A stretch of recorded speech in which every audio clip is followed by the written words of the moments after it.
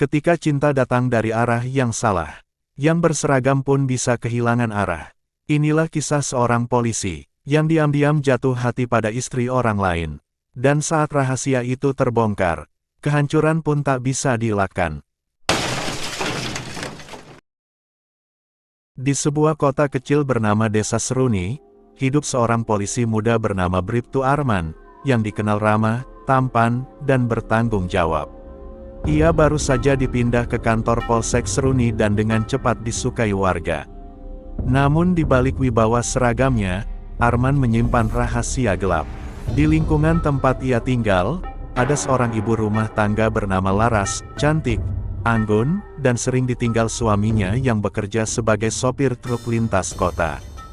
Awalnya, Laras dan Arman hanya sering berbincang santai saat Laras belanja ke warung atau saat Arman patroli. Tapi dari obrolan ringan itu, tumbuh rasa nyaman yang perlahan berubah menjadi api asmara terlarang.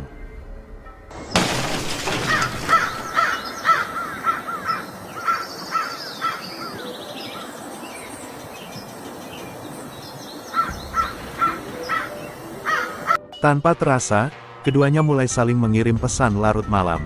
Laras merasa dihargai dan diperhatikan, sesuatu yang sudah lama hilang dari pernikahannya.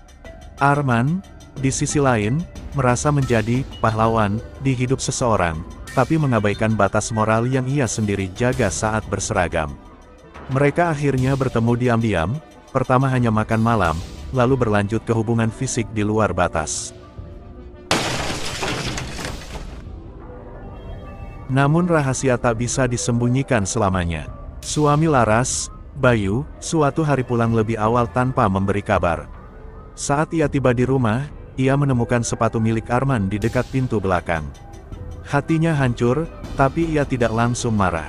Ia diam-diam menyusun bukti, merekam, memotret, dan akhirnya melaporkan ke atasan Arman di kantor polisi.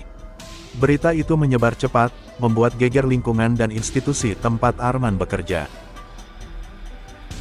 Arman dikenai sanksi etik berat dan akhirnya dikeluarkan dari kepolisian.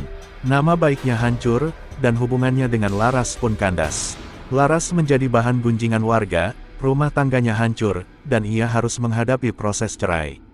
Arman hidup dalam penyesalan, kehilangan segalanya karena hubungan singkat yang dibangun di atas kebohongan.